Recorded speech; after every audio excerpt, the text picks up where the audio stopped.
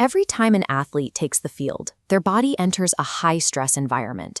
Competition pushes joints and ligaments toward the limit of their structural capacity. That threshold drops if basic physiological needs aren't met. This diagram tracks an athlete losing 2% of body water. As dehydration rises, blood thickens, and oxygen to muscles plummets. You enter a danger zone where reaction speed lags behind force, increasing injury risk.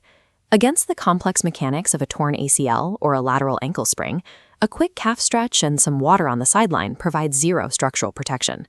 Surviving a season requires engineering a body that can withstand the specific stresses of competition long before the whistle blows. Modern strategies replace generic warm-ups with evidence-based neuromuscular programs like PEP or the FIFA 11+.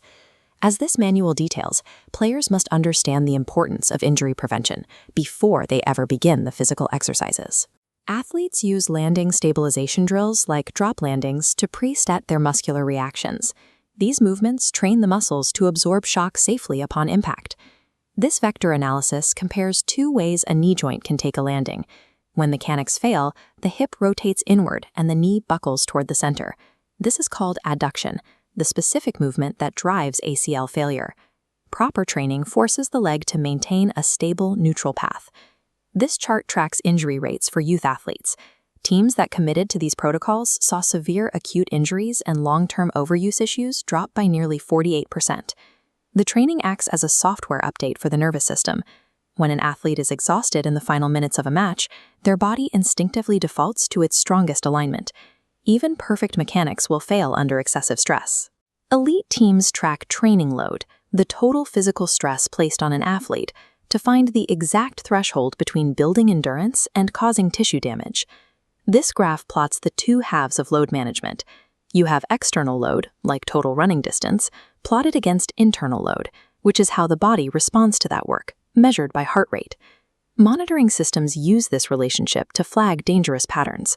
Notice right here, the athlete's external output drops, but their internal strain stays high.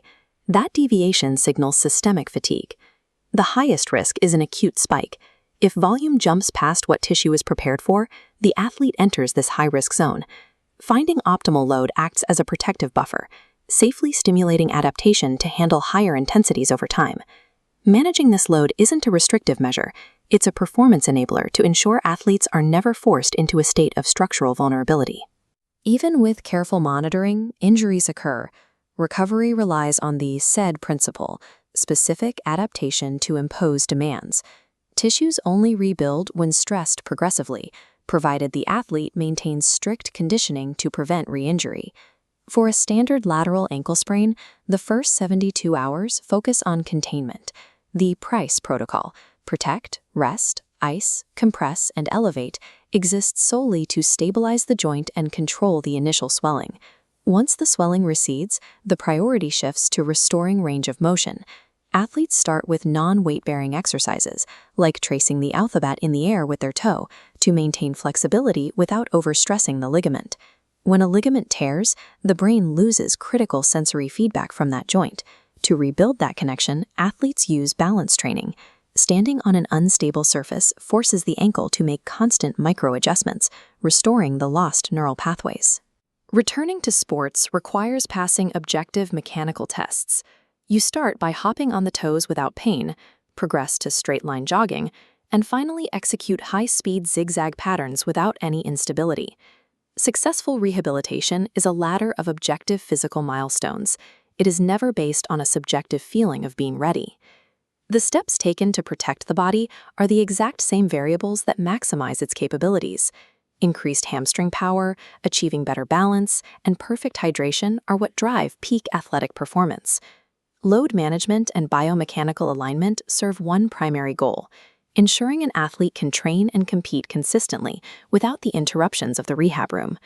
For the elite athlete, injury prevention is not an optional extra. It is the central pillar of a long and successful career.